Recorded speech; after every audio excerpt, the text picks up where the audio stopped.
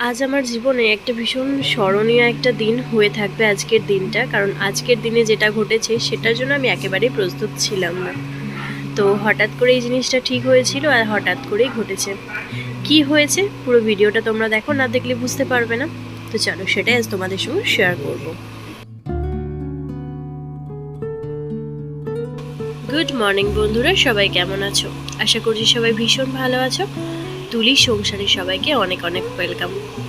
আজ হচ্ছে বুধবার আর রবীন্দ্র জয়ন্তী। হঠাৎ করে আজ থেকে ইন্দুদের স্কুল শুরু হয়েছে, মানে এতদিন অনলাইনে স্কুল চলছিল, আজ থেকে অফলাইনে শুরু হয়েছে। তো সকালবেলা ইন্দুর টিফিন ফিফিন রেডি করে ওকেও রেডি করে দিয়েছি, আর ওকে দিয়ে দিয়েছিলাম একটু ছাতুর শরবত, যেটাও খেয়েছে, তার সঙ্গে একটু জল খেয়ে নিল। আজ যেহেতু ওয়েডনেসডে, তাই ওদের আজকে সাদা ড্রেস, মানে সাদা ড্রেস, তার সঙ্গে সাদা মোজা, সাদা জুতো, পুরোটাই সাদা। তো এটাই ওদের থাকে আজকের দিনে। এখানে দেখো জুতো টুতো পরে সমস্ত কিছু রেডি হয়ে নিয়েছে, আর এই যে বাবার গাড়িতে চেপে চলে যাচ্ছে। ওর জন্য আজকে টিফিনে বানিয়েছিলাম পরোটা আর আলু ভাজা, তো সেটাই ওকে দিয়ে দিয়েছি। যেহেতু অতিরিক্ত গরমটা কমেছে, তো সেই জন্য একটু পরোটাই বানিয়ে দিয়েছিলাম ওর জন্য। ও বেরিয়ে যাওয়ার পর এরপর চলবে আমার সমস্ত কাজকর্ম। সকাল হতে না হতেই রোদের দেখা, তার সঙ্গে আকাশে মেঘেরও দেখা শুরু হয়েছে।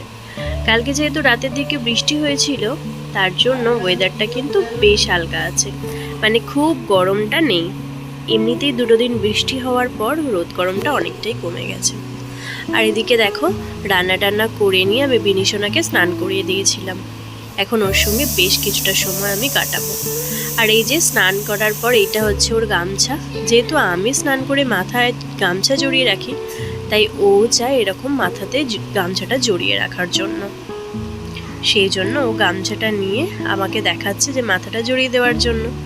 আর ওকে তো আমি স্নান টান করিয়ে বডি লোশন মাখিয়ে একদম পুরো রেডি করে জামা টামা পরিয়ে দিয়েছি। আর এরপর ও দিদির জন্য ওয়েট করছে, কারণ কতক্ষণে দিদি আসবে তার সঙ্গেও খেলা করবে। বেশ কয়েকটা দিন দিদি বাড়িতে ছিল, তবুও কিন্তু দিদির অনলাইনে ক্লাস চলছিল 12টা পর্যন্তই, তাই সেভাবে খেলা না হলেও মাঝে মধ্যে একটু আধটু করে খেলতে পারছিল। এখন সেটাও বন্ধ। আবার ওদের সামার ভ্যাকেশন পড়ে যাবে, তারপর ও আবার একটু দিদিকে পাবে। তো যেটা তোমাদেরকে প্রথমে বললাম, আমার জীবনের সব থেকে স্মরণীয় দিন।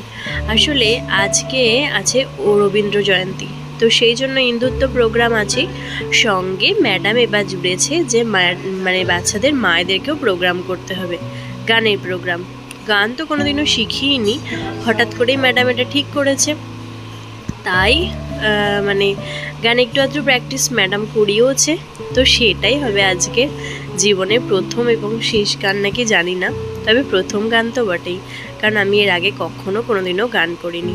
আর আমাদের ড্রেস কোড ছিল সবুজ ব্লাউজ সঙ্গে হলুদ শাড়ি, আর বাচ্চাদের ছিল সাদা ব্লাউজ সঙ্গে লাল শাড়ি।